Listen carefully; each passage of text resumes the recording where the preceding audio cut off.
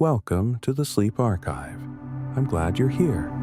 Let your body settle into wherever you've chosen to rest tonight.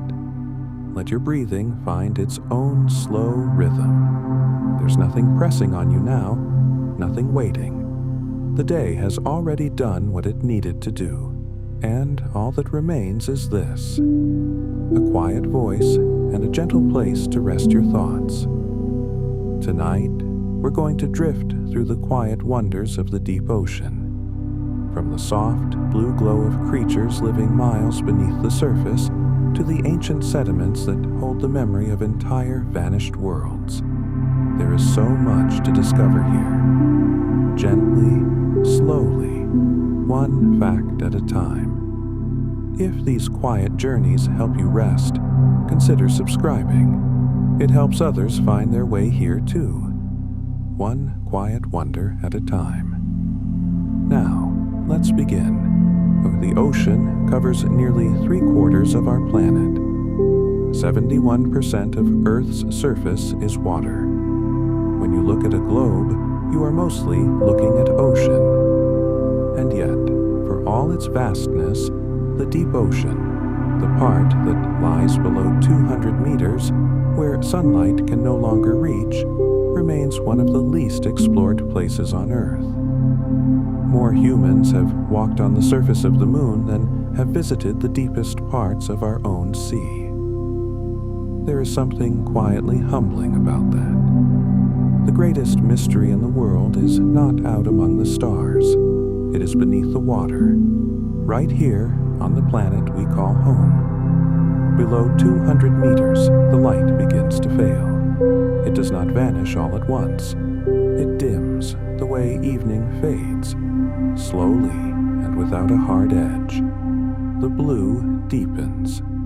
The green withdraws. Red disappears first, absorbed by the water within the first 10 meters. Then orange, then yellow. By the time you are 200 meters down, you are in a world of blue and shadow, and beyond that, pure darkness. This part of the ocean is called the Twilight Zone, the Mesopelagic, and it is the beginning of the deep. There is something almost poetic about the way light leaves the ocean, as if the sea holds its brightest things close to the surface and keeps its oldest, strangest secrets in the dark below. In that Twilight Zone, something extraordinary happens every single day. Quietly, without an audience. Billions of tiny creatures, fish, jellyfish, crustaceans, and creatures with no common names at all, migrate upward toward the surface each evening as the sun goes down, to feed in the richer, warmer waters above. Then, before dawn, they descend again. It is one of the largest migrations on Earth, and it happens every single night, in every ocean all around the world. Scientists call it vertical migration. You might just call it the ocean's own rhythm. A great breathing in and out, as reliable as the tides, as ancient as the sea itself. The lanternfish is one of the most abundant vertebrates on the planet. You have probably never seen one. They are small. Most grow no longer than a finger. And they spend their days in the deep, rising only after dark. What makes them extraordinary is the pattern of bioluminescent organs along their bellies, each species wearing a different constellation of soft light. There are more than 250 known species of lanternfish. Together, they form such a vast biomass in the world's oceans that when early sonar was first tested on ships, operators were puzzled by a mysterious layer in the water that seemed to rise and fall. They thought they had discovered a strange new seafloor. What they had found was a living layer, billions of lanternfish, rising toward evening, sinking at dawn. The ocean had fooled its own explorers. It has a way of doing that. Bioluminescence, the ability to produce and emit light, is one of the most widespread traits in the deep sea. Scientists estimate that somewhere between 76 and 80% of deep-sea creatures are capable of generating their own light. It is not a rare gift down there. It is almost the rule. That light serves different purposes for different creatures. Some use it to find a mate. Some use it to communicate in a language we are only beginning to understand. Some project light downward to dissolve their own silhouette, making them nearly invisible to anything looking up from below. The deep ocean, despite its darkness, is not without light. It simply makes its own. There is something beautiful in that, a world that, abandoned by the sun, learned to shine. Below the Twilight Zone, below 1,000 meters, lies the Midnight Zone, the bathypelagic. No sunlight reaches here, not even a photon. The temperature hovers just above freezing. The pressure is immense, hundreds of times what you feel on the surface. And yet life is here. It fills this cold, dark, pressurized world with a quiet abundance that continues to astonish researchers every time a submersible descends. The Midnight Zone is not a barren place. It is an ancient place, a patient place, a place that has been getting on with the business of living for hundreds of millions of years, largely undisturbed. It asks for very little, and in return, it holds its secrets gently. The anglerfish is perhaps the most recognizable of all the deep sea's inhabitants. That dangling, luminous lure, that enormous mouth, those strange and haunting proportions. But what most people do not know is how that bioluminescent lure actually works. The light does not come from the fish itself. It comes from colonies of bioluminescent bacteria living inside the lure, in a relationship that benefits both creatures. The fish provides shelter. The bacteria provide light. It is a quiet partnership, struck in the dark at the bottom of the sea. Oh, between organisms so different, they would seem to have nothing in common. And yet they have found a way to help each other glow. The deep ocean is full of arrangements like this. Unexpected alliances, strange collaborations, life leaning into life. Marine snow is what oceanographers call the continuous gentle fall of organic particles from the upper ocean down through the water column into the deep. It is one of the most important processes in the ocean. Dead phytoplankton, tiny fragments of organisms, fecal pellets, shed scales and shells, all of it drifts downward in a slow, constant, silent blizzard. It is the deep ocean's food supply. Creatures that never see the surface depend entirely on what falls from above. When you look at a photograph of marine snow under a microscope, it looks impossibly delicate. Little clusters of matter barely held together, each one a small biography of something that once lived. The ocean takes what the surface has finished with and sends it gently downward, feeding the dark. At the very deepest point on Earth, the Challenger Deep, in the Mariana Trench near the island of Guam, the ocean floor lies nearly 11 kilometers below the surface. If you placed Mount Everest at the bottom of the Challenger Deep, its peak would still be more than 2 kilometers underwater. The pressure at that depth is over 1,000 times the atmospheric pressure at sea level. And still, life exists there. Tiny amphipods, shrimp-like crustaceans, were found there in abundance when the first samples were collected. Small fish have been filmed there. Single-celled organisms called foraminifera leave their delicate shells on the sediment of the deepest ocean floor. Life does not stop at the edge of what seems possible. It simply adapts. It persists. It finds a way. The giant squid lived for centuries mostly as legend. Ancient sailors called it the Kraken, a monster that could pull ships beneath the waves. we now know it is real. Architeuthis ducks, with eyes the size of dinner plates and tentacles that can reach over 13 meters in length. For a long time, giant squid were known only from carcasses washed ashore or found in the stomachs of sperm whales. A living giant squid in its natural habitat was not photographed until 2004, and not filmed in the deep ocean in color until 2019. For the entirety of recorded human history, this creature, large enough to fill a room, managed to remain almost entirely unseen. The deep ocean is patient with its privacy. Sperm whales are one of the ocean's great bridge builders, creatures of the sunlit surface who make regular, extraordinary journeys into the dark. A sperm whale can dive to depths of over 2,000 meters, holding its breath for 90 minutes or more.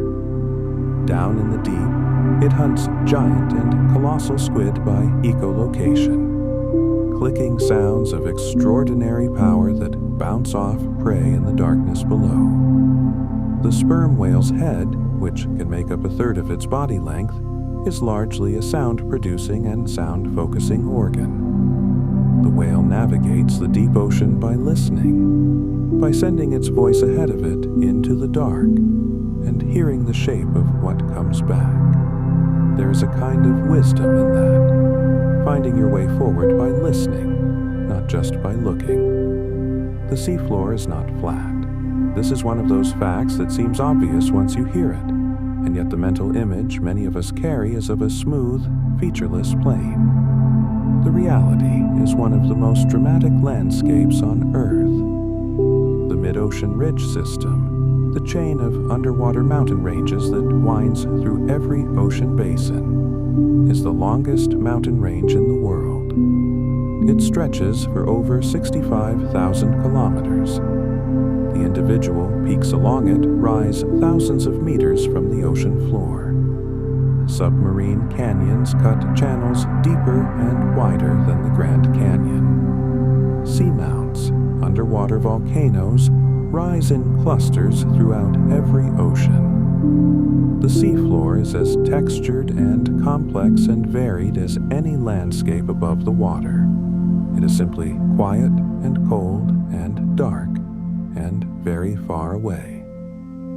Hydrothermal vents were discovered in 1977, and they rewrote what we thought we understood about life. These are fissures on the ocean floor, often near tectonic plate boundaries, where superheated water rich in minerals gushes upward from the Earth's interior. The water that emerges can be hundreds of degrees Celsius, hot enough to melt lead. And yet it does not boil, because the pressure at depth keeps it liquid.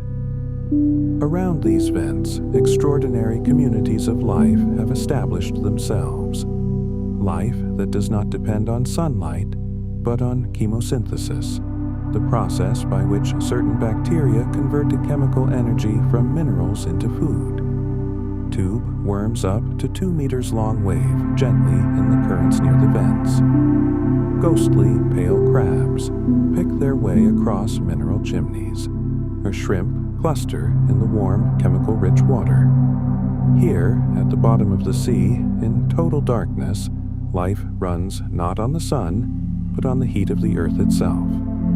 The tube worms that live near hydrothermal vents, Riftia pachyptyla, have no mouth, no digestive system.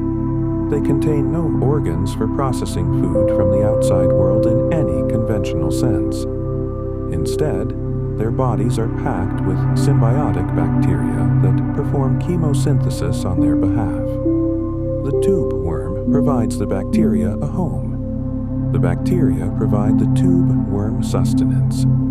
The tube worm is, in a sense, a living shelter built around a garden. It grows up to 2 meters long, anchored to the rock near a vent, feeding from within. There is a beautiful simplicity in this arrangement. The need was met, and evolution found a way to meet it that no engineer would have thought to design. The barrel-eye fish, Macropina microstoma has a head that is entirely transparent. Through the clear dome of its forehead, you can watch its tubular eyes swivel and rotate within its skull. For years, scientists examining preserved specimens in jars believed the fish looked forward toward its mouth. It was only when researchers filmed live barrel-eye fish in the open ocean that they realized the eyes actually point upward, searching the faint light above for the silhouettes of prey. The fish looks up through its own forehead. The transparent dome of its head, previously thought to be just a protective layer, turns out to be the very instrument through which it sees the world. The deep ocean teaches us, again and again, that appearances can deceive, and that the truth is often more elegant than the assumption. The vampire squid has one of the most misleading names in the animal kingdom. It is not, despite its dark red coloring and the webbing between its arms, a predator. It does not hunt. It does not attack. It lives in the oxygen minimum zone, a layer of the deep ocean where dissolved oxygen is extremely low, too low for most fish to survive. And it feeds almost entirely on marine snow. It drifts. It collects falling particles with long filaments, and it eats. The vampire squid survives in a zone that most creatures cannot tolerate, by adopting a pace of living so slow, so calm, so patient that its energy requirements become minimal. It has found its niche not through aggression, but through stillness. There is a lesson in that, though perhaps not one the squid intended to teach. Beneath the sediment of the deep ocean floor, beneath the marine snow that has been settling for millions of years, lies one of the most ancient records on Earth. Layers of sediment on the deep sea floor can preserve the shells of tiny organisms, pollen grains, volcanic ash, and even traces of ancient atmospheres, each layer a chapter in the planet's history. Scientists drill cores from the seafloor and read those layers the way you might read tree rings, or the pages of a very, very old book. The ocean remembers. The deep ocean, in particular, holds its memories in the cold and the dark, undisturbed for tens of millions of years. Every sediment core is a letter from the ancient world, delivered slowly, patiently, after an inconceivable journey through time. Foraminifera are single-celled organisms, most smaller than a grain of sand, that live throughout the ocean's water column and, eventually, on the seafloor. What makes them remarkable is their shells, intricate, ornate, impossibly beautiful structures made of calcium carbonate, in shapes that range from spirals to spheres to branching lattices. When a foraminifera dies, its shell sinks and settles on the seafloor. Over millions of years, the accumulated shells of countless foraminifera compress and harden. The white chalk cliffs of Dover in England are made almost entirely of the shells of foraminifera that lived and died in a warm, shallow sea over 65 million years ago. You can stand at the edge of a cliff and press your palm against the accumulated weight of trillions of tiny lives. The deep ocean is extraordinarily quiet, and yet it is not silent. Sound travels roughly 4 times faster in water than in air, and in the deep ocean, there exists a natural acoustic channel called the SOFAR channel, the sound fixing and ranging channel. A layer of water at roughly 700 to 1,000 meters depth, where temperature and pressure combine to form a channel in which sound can travel for extraordinary distances with almost no loss of energy. Researchers have recorded sounds in the SOFAR channel that have traveled across entire ocean basins. Low-frequency whale calls have been tracked for thousands of kilometers. The ocean, in its depths, is a long-distance communications system older than any technology we have ever built. It has been carrying voices across the world since before there were human voices to carry. Blue whales communicate using sounds so low in frequency that human ears cannot detect them without instruments.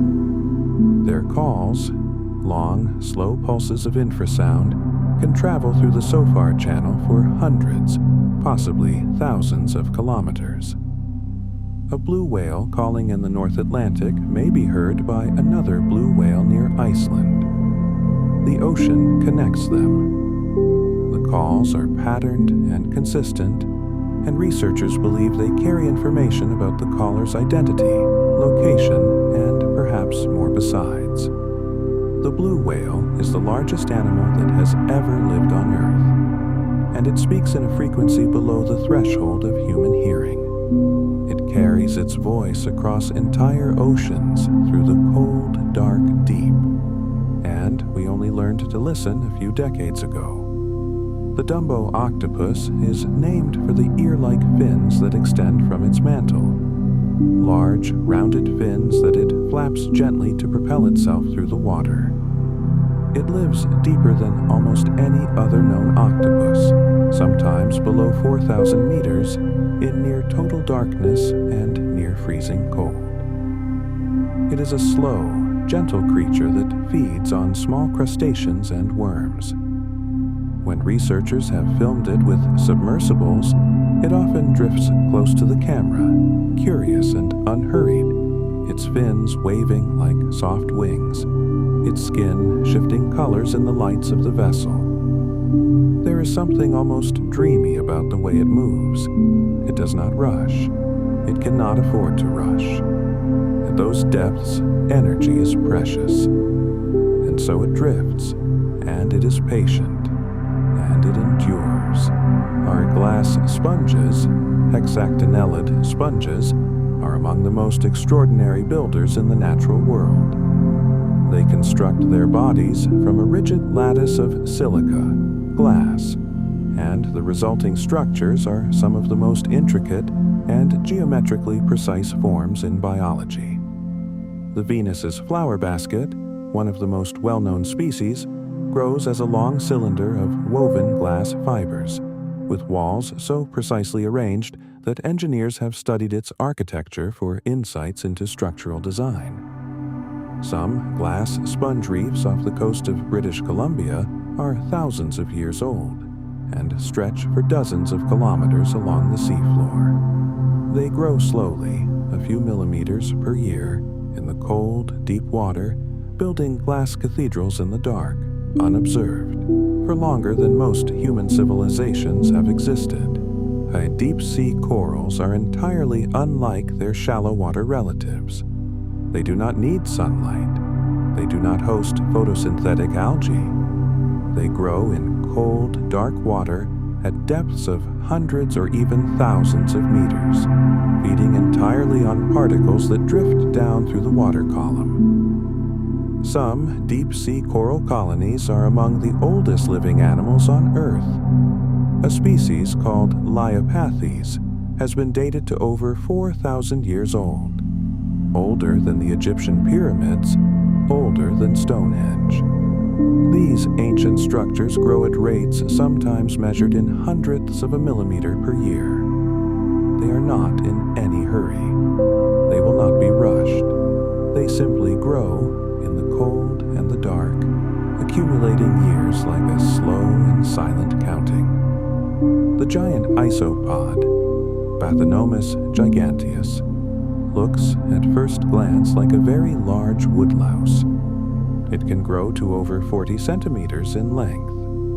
It lives on the seafloor, often in depths between 100 and 2,500 meters, and it is extraordinarily resilient. In aquarium settings, giant isopods have survived for years without eating. One specimen in a Japanese aquarium went without food for over 5 years. When food is available, typically the carcass of a whale or large fish that has sunk to the seafloor, giant isopods eat voraciously.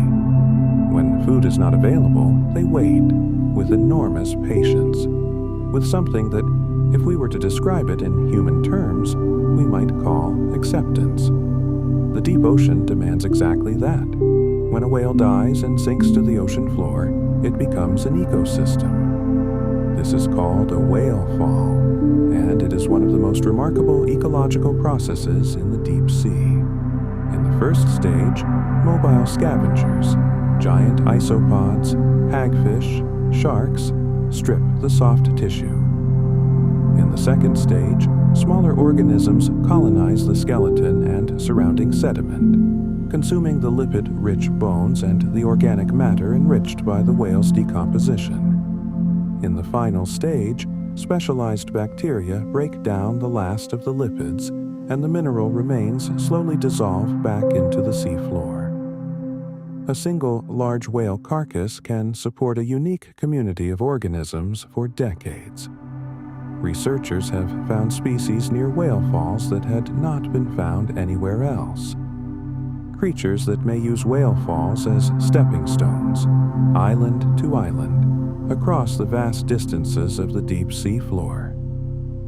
The goblin shark, Mitsukurina ostoni, is one of the oldest lineages of sharks still alive. Its ancestors swam the oceans more than 100 million years ago. It is a deep water species, found at depths down to 1,300 meters, rarely encountered, rarely studied. What makes it visually arresting is its protruding snout and its remarkably protractile jaw, a jaw that can thrust forward out of the face with extraordinary speed when the shark detects prey. The mechanism is unlike that of any other living shark. It is a relic, a survivor carrying in its body a design that evolution arrived at during the age of dinosaurs, and then, apparently, saw no reason to change. The deep ocean is a museum of ancient forms. It keeps what works. The Nautilus is another such survivor. It belongs to a lineage that stretches back 500 million years, to before the first land plants, before the first amphibians, before the first dinosaurs. The Nautilus has remained essentially unchanged for an enormous span of geological time. It still lives in the shell it has always lived in, a spiral chamber of calcium carbonate divided into sections, with the animal occupying only the outermost and newest room. As it grows, it seals off old chambers and moves forward into new ones. The sealed chambers fill with gas and give the Nautilus buoyancy. It is, in effect, its own submarine, a design so effective that the ocean has kept it unmodified for 500 million years. The coelacanth, pronounced coelacanth, was believed to have gone extinct with the dinosaurs 65 million years ago. We knew it only from fossils. And then, in 1938, a South African museum curator named Marjorie Courtenay Latimer noticed an unusual fish among a local fisherman's catch. It was large, 4 feet long, steel blue with strange lobed fins. She sketched it and sent the sketch to a fish expert, who replied with a telegram that has since become famous in the history of science. Most important catch of the century. The coelacanth was alive. It had been living all along, quietly in the deep waters off the east coast of Africa, and later also near Indonesia. It had simply never been where we were looking. The ocean had been keeping it, patiently, in the dark. Sea cucumbers are among the most abundant large animals on the deep sea floor. In some parts of the abyssal plain, the vast, flat, sediment-covered floor of the deep ocean, they account for as much as 90% of the large animal biomass. They move slowly across the sediment, ingesting it to extract what organic material they can, leaving long furrows across the seafloor behind them. When threatened, some sea cucumbers expel their own internal organs, a defense mechanism that seems extreme, but the organs regenerate. Sea cucumbers process and recycle the sediment of the deep ocean floor on a massive scale.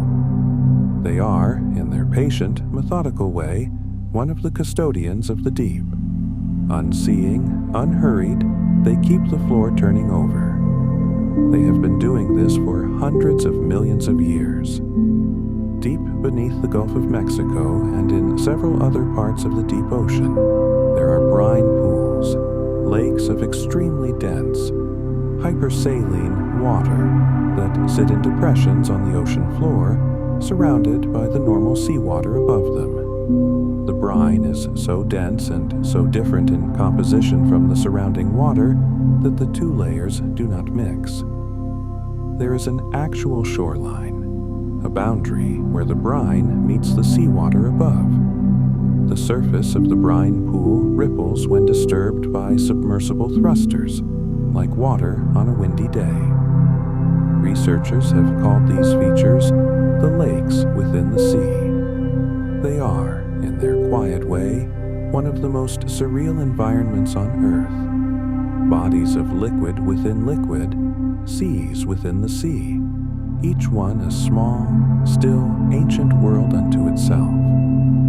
The deep ocean holds water of extraordinary age. In deep ocean currents, part of the global system of circulation called thermohaline circulation, move water from the surface to the deep over timescales of hundreds to thousands of years. Water sinking in the North Atlantic may spend 1,000 years traveling through the deep ocean before it surfaces again somewhere in the Pacific. The water at the bottom of the deep Pacific is, in some places, among the oldest seawater on Earth. To put your hand into that water, if you could, would be to touch something that has not seen the surface since the time of medieval cathedrals, or earlier.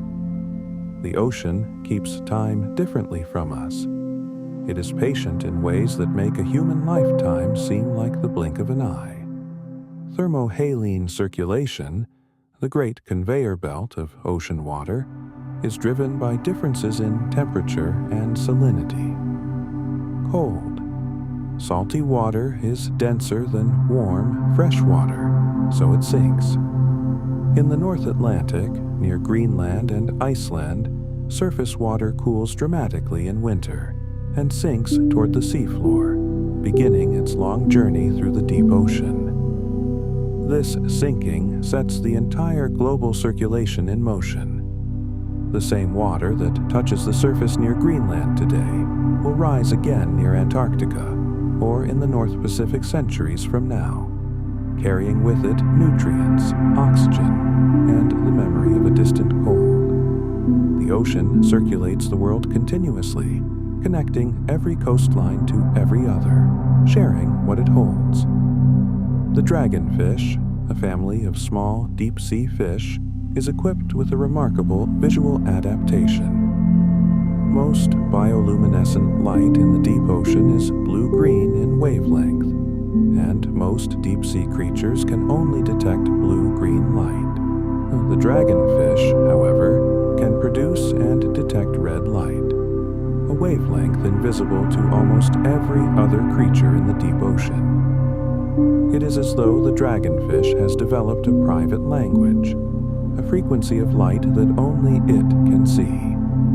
It uses this red bioluminescence as a searchlight, illuminating prey in darkness that is effectively total without alerting that prey to the illumination. It hunts in a light that only it can see, in a darkness that is absolute. There is something quietly astonishing about a creature that has invented its own spectrum. Deep-sea shrimp that live near hydrothermal vents have evolved eyes unlike those of almost any other animal. They have no lens. They cannot form an image. But their eyes are extraordinarily sensitive to the faint glow of infrared light emitted by the superheated vent water. In an environment of near total darkness, these shrimp navigate by a light that is barely light at all, a thermal whisper, a heat signature, a glow that would be invisible to human eyes even in the brightest room. The eye, we sometimes think, is for seeing the world as it is. But the deep ocean suggests that the world is far larger than what any single set of eyes can perceive, and that every creature sees a different version of the same place. Sea angels, Cleone limacina, are tiny pteropod mollusks, translucent as glass, their delicate wing-like appendages propelling them through the water column with a motion that genuinely resembles flight.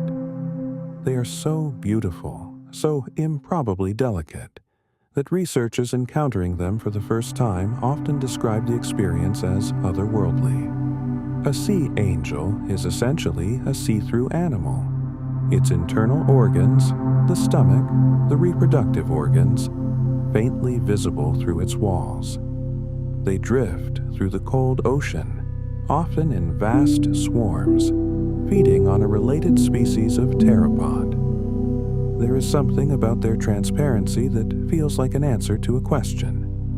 What would it look like if the line between the animal and the ocean simply dissolved? The midnight zone, below 1,000 meters, is cold. Uniformly, reliably cold. Between 2 and 4 degrees Celsius in most places for most of the ocean. This cold is ancient. It descends from ice sheets, from Arctic and Antarctic winters, from surface waters chilled by the absence of the sun and sunk into the deep by their own density. The cold of the deep ocean has been cold for a very long time, and the creatures that live there have adapted to it so completely that they cannot survive warmer water. They are tuned to the cold. They have made it their home. There is a kind of peace in that, in finding the place that suits you exactly and staying. Bioluminescent plankton, specifically dinoflagellates, are responsible for one of the ocean's most quietly magical displays. On dark nights, in warm coastal waters, a breaking wave or a swimming body, or even the trailing wake of a hand dragged through the water, can ignite a burst of blue-green light. Each mode of light is a single-celled organism, flashing in response to mechanical disturbance. The phenomenon is called bioluminescent bays. Mosquito Bay in Puerto Rico is one of the most famous examples, and it has been described by travelers throughout history as one of the most beautiful natural experiences available to a human being. The ocean lights itself from within, from the very smallest things, for reasons entirely its own. The Sargasso Sea is the only sea in the world with no land borders. It lies within the North Atlantic, bounded entirely by ocean currents, the Gulf Stream to the west, the North Atlantic Current to the north, the Canary Current to the east, and the North Atlantic Equatorial Current to the south. Within this ring of current, the water moves slowly in a large clockwise gyre, and on its surface floats a dense mat of golden seaweed, sargassum, stretching across millions of square kilometers. The Sargasso Sea is a nursery for eels, a resting ground for sea turtles, a habitat for species found nowhere else. It is a sea inside a sea, defined not by coastlines, but by the invisible walls of moving water. Atlantic eels, European eels, and American eels alike make one of the most remarkable journeys in the natural world. They are born in the Sargasso Sea, in the deep, warm, open ocean. They then drift for years, carried by currents, until they reach the rivers of Europe or North America. They live in those rivers for years, sometimes decades, growing, feeding. And then, when the time comes, every adult eel turns and begins the journey back, swimming thousands of kilometers across the open Atlantic, back to the Sargasso Sea, to spawn in the same deep water where they were born. They do not eat on this return journey. They are running on memory, on instinct, on something encoded so deeply in them that it crosses an ocean without hesitation. They find their way home across miles of open sea by means we do not fully understand. The seafloor of the abyssal plain, the vast, flat expanse covering much of the deep ocean basin, is covered with a fine, soft sediment that has been accumulating for millions of years. In this sediment, researchers have discovered manganese nodules, lumpy, potato-sized formations of metals that precipitate atom by atom out of the seawater, growing at rates of millimeters per million years. They are some of the slowest growing natural objects on Earth. A nodule the size of a grapefruit may have taken 50 million years to form. They contain manganese, iron, nickel, copper, cobalt, and other minerals, and they lie scattered across millions of square kilometers of the deep sea floor. The patience required to produce them is beyond any human scale of time. The ocean is not in a hurry. It never has been. The pressure in the deepest parts of the ocean is so immense that it has long been considered one of the fundamental obstacles to deep-sea exploration. At the bottom of the Mariana Trench, the pressure is approximately 11,000 pounds per square inch, roughly the equivalent of 50 jumbo jets stacked on top of you. And yet, the organisms that live there are not crushed. They are not damaged. The pressure is simply their normal. The water inside their cells is at the same pressure as the water outside their cells, so there is no net force to crush them. They have adapted so completely to pressure that removing them from it, bringing them to the surface, is more dangerous for them than the pressure itself ever was. We cannot bring many deep-sea creatures to the surface alive. The relief is what kills them. Oarfish, the longest bony fish in the world, are rarely seen alive. They live in deep, open ocean water, descending to depths of around 1,000 meters, and they are almost never found at the surface unless they are dying or injured. They can grow to lengths of 8 meters or more, their long, ribbon-like silver bodies moving through the water in a slow, vertical undulation. For centuries, sightings of injured or dead oarfish washing ashore contributed to legends of sea serpents. The creature is real, extraordinary, and enormous, and it simply lives its life in the mesopelagic zone, rarely observed, quietly immense. The ocean has been harboring wonders like this since long before there were sailors to be astonished by them. Whale sharks, the largest fish in the ocean, are filter feeders. Despite their size, they can grow to 12 meters or more. They feed on plankton, fish eggs, small fish, and krill, drawing water through their enormous mouths and filtering it through gill rakers. They are slow. They are gentle. They allow snorkelers to swim alongside them, apparently unbothered. Scientists have tracked whale sharks crossing entire ocean basins, journeys of thousands of kilometers, over the course of months. The motivations for these journeys are not entirely understood. Food, breeding grounds, an instinct that crosses the ocean without a map. A whale shark following its ancient knowing, moving through the sunlit surface of a sea that holds in its depths below a whole other world.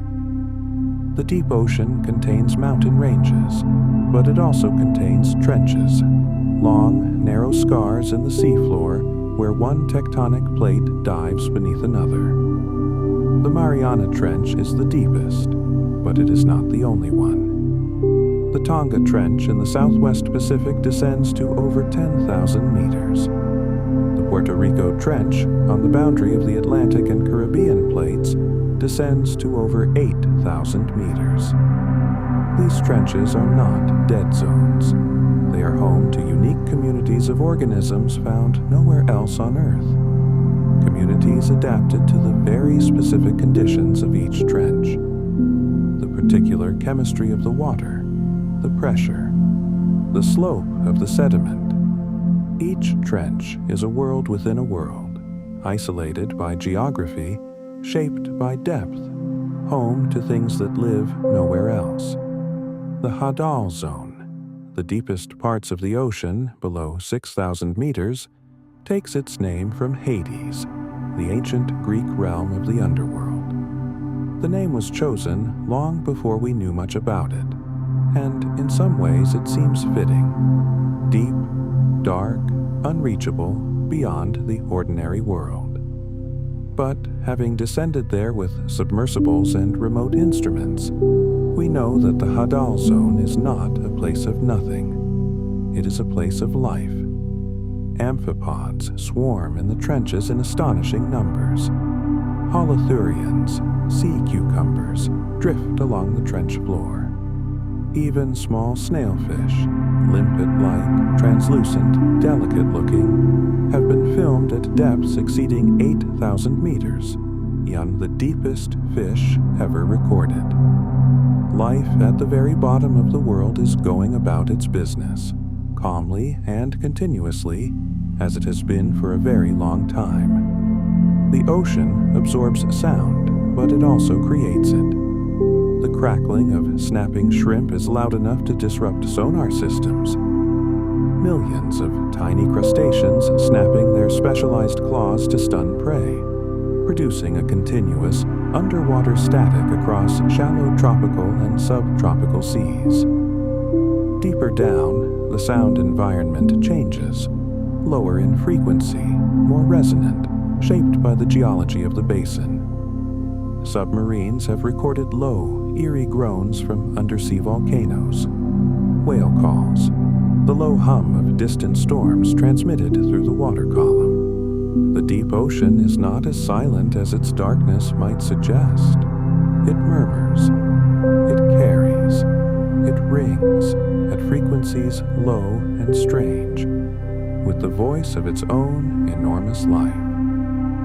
In the 1930s, a naturalist named William Beebe descended into the ocean in a hollow steel sphere called a bathysphere, a vessel 4 feet 9 inches in diameter, connected to a ship above by a single cable. Beebe and his colleague Otis Barton descended to depths of 900 meters, deeper than any human had been before.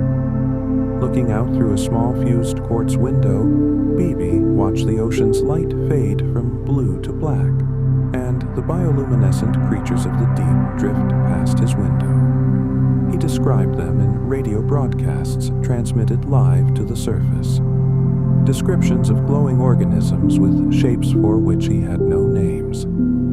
His accounts were vivid, poetic, and astonishing to the public who heard them. He was looking into a world that had never been seen before, and the world was looking back.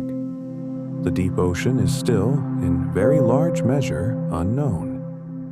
Scientists estimate that less than 20% of the world's seafloor has been mapped in anything like the detail with which we have mapped the surface of Mars.